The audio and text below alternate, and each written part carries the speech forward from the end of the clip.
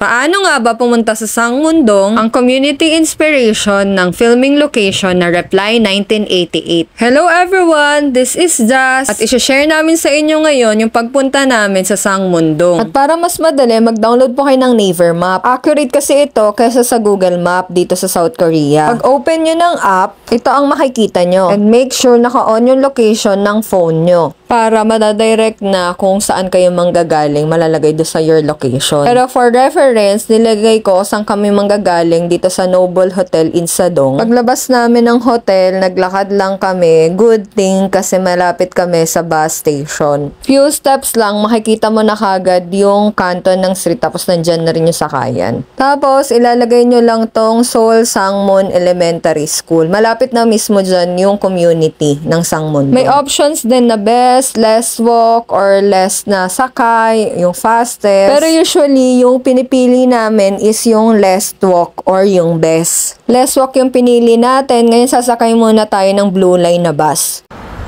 Ang sasakyan nyo, yung bus number na nakalagay sa map.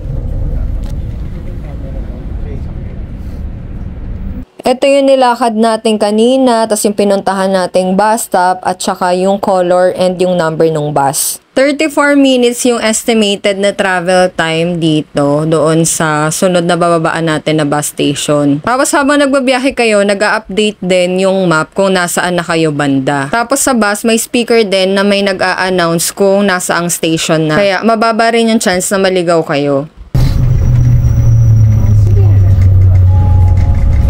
Kailangan nyo pala ng T-money guys, katulad yung nasa picture dyan. Pagsasakay kayo ng bus, subway. Nag-transfer na kami sa kabilang bus station, itong Suyo Station. So, nasa green line na kami. Tapos ito guys, nalito kami. Hindi ko na intindihan din kung anong nangyari. Kasi habang nagbabiyahe doon kami sa green line, kumaliwas siya doon sa mapa. Kaya naglakad na lang kami. Bumaba kami ng bus. Ito yung gusto mo sa'yo. Me, I don't want. You don't want a gloomy weather? Yeah, why? because it's gloomy. It's sad. No, gloomy means comfort, means stress, means what's it called this? But you have to work. Yeah. Buti na lang may dala akong payong kasi unpredictable yung weather dito. Minsan maaraw, tas maya-maya uulan, tapos maaraw ulit. So better guys, magdala rin kayo. So yung dapat na 2 minutes walk lang, naging 10 to 15 walk.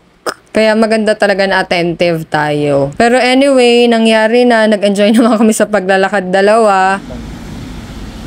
Buti na lang sobrang ganda dito. Kahit sa kalsada, sobrang daming flowers yung makikita. Hindi rin kami dyan sa elementary school na punta guys. Sa may community center kami nagpunta. Kasi ito yung unang nadaanan namin. Tapos nagpahinga muna kami, video-video, picture-picture. Kasi 'di ba maraming ganitong scene at saka film location sa K-drama. Yung sa may playground, actually hindi naman talaga kami nainis do sa naligaw kami dahil marami kaming lugar na napuntahan habang naglalakad kami, mga nakita namin na usual na nakikita natin sa K-drama. Ayan nga, kahit naulan pinush namin yan. Buti na lang may sombrero at may payong tayo. Tingnan mo, may paganito pa kami, oh. Sobrang saya namin na na-experience namin to ni Habi. Tapos habang ginagawa namin siya, parang feeling namin bumalik kami sa pagka-teenager. Anyway, punta na tayo dito sa may elementary school. Mabilis nyo lang naman siya makita kasi maliit lang naman yung Sangmundong. Pwede nyo pala makita yung destination nyo sa may Naver Map para maging familiar kayo sa place. So, let's go. Lakad ulit tayo.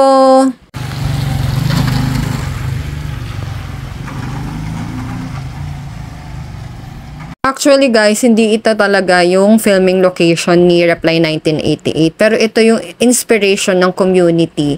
Kaya ganoon yung itsura ng filming location nila. Kasi sa probinsya daw talaga yun. Outside Seoul. Ito kasi ay nasa Seoul pa. Kaya dito nila kinuha yung mismong pangalan ng Sangmundong at saka yung mismong itsura ng place.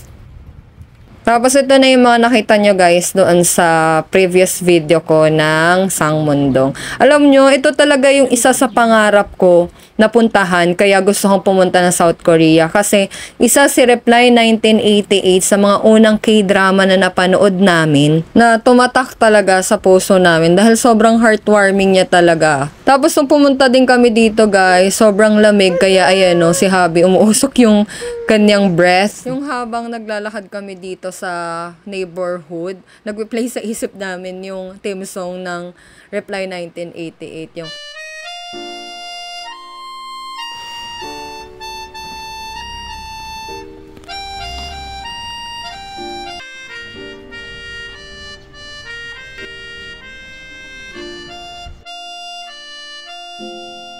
sobrang grateful kami kay Lord talaga na narating namin to and sobrang saya ng puso namin. Anyway, after namin mag-ikot-ikot, pumunta na rin kami dito sa bus station para sumakay na ulit ng Green Line papunto dun sa Suyu.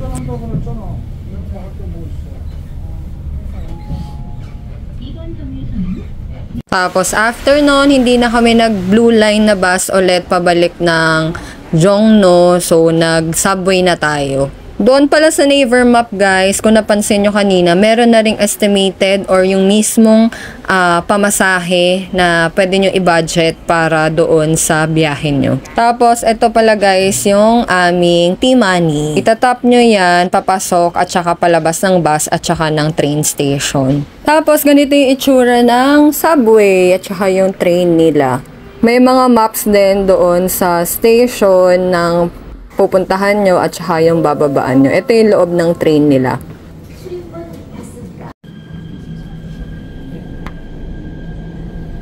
Napagod kami sa maghapong lakaran. Pero nag-enjoy naman kami. Thank you Lord. Thank you everyone for watching. Nawa nakatulong sa inyo tong video na to. Kung gusto nyo rin siyang puntahan in the future. God bless.